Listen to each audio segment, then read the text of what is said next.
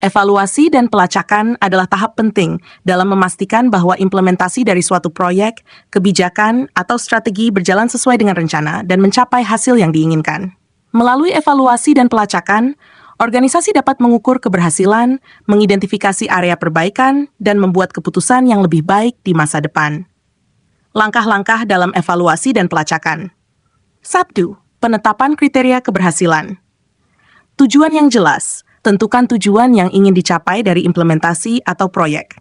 Pastikan tujuan tersebut terukur, realistis, dan waktu pencapaiannya jelas.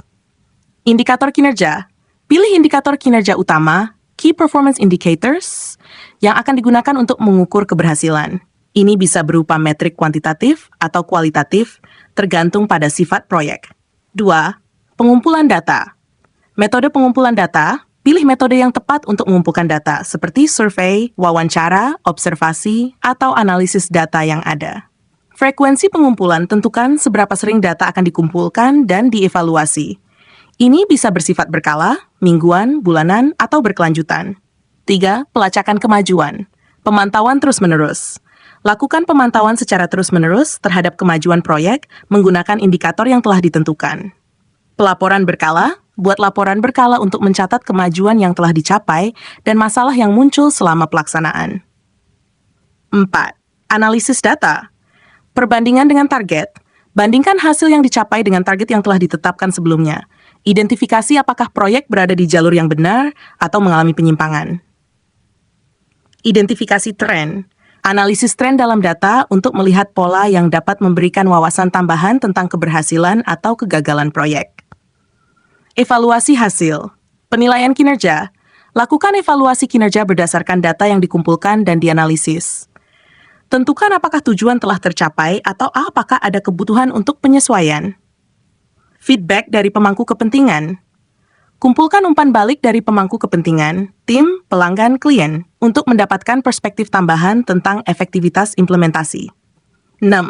Identifikasi masalah dan area perbaikan. Analisis kesenjangan. Identifikasi kesenjangan antara hasil yang diharapkan dan hasil yang dicapai. Tentukan penyebab dari kesenjangan ini dan area mana yang memerlukan perbaikan. Tindakan korektif. Rekomendasikan dan terapkan tindakan korektif untuk mengatasi masalah yang ditemukan selama evaluasi. Penyesuaian strategi, pengambilan keputusan berdasarkan data. Gunakan hasil evaluasi untuk membuat keputusan tentang langkah-langkah selanjutnya. Ini bisa melibatkan penyesuaian strategi, alokasi ulang sumber daya, atau perubahan dalam pendekatan. Iterasi proyek. Jika lakukan iterasi pada proyek atau implementasi dengan melakukan perbaikan dan pelacakan ulang setindakan korektif diterapkan. LEPA, dokumentasi dan pembelajaran dan proses.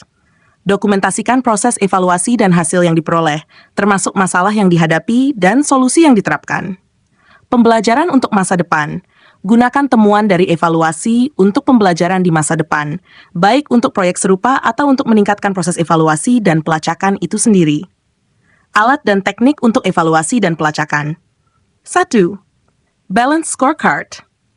Alat ini membantu organisasi melacak kinerja di berbagai bidang, seperti keuangan, pelanggan, proses internal, dan pembelajaran serta pertumbuhan. 2. Dashboard kinerja. Menggunakan dashboard kinerja untuk memantau metrik utama secara real-time dan memberikan visualisasi yang mudah dipahami tentang kemajuan proyek. 3. Analisis SWOT. Menggunakan analisis SWOT, Strengths, Weaknesses, Opportunities, Threats, untuk menilai hasil implementasi dan mengidentifikasi faktor internal dan eksternal yang mempengaruhi hasil. 4. Survei dan kuesioner. Menggunakan survei dan kuesioner untuk mengumpulkan umpan balik kualitatif dari pemangku kepentingan tentang keberhasilan implementasi. 5. Audit internal. Melakukan audit internal untuk menilai kepatuhan terhadap prosedur dan standar yang telah ditetapkan selama implementasi. Tantangan dalam evaluasi dan pelacakan. Ketidakakuratan data. Data yang tidak akurat atau tidak lengkap dapat menghambat evaluasi yang tepat dan menyebabkan kesimpulan yang salah. 2. Kurangnya sumber daya. Tanpa sumber daya yang memadai, waktu, tenaga, teknologi, pelacakan dan evaluasi mungkin tidak dilakukan secara optimal. T. Resistensi terhadap evaluasi.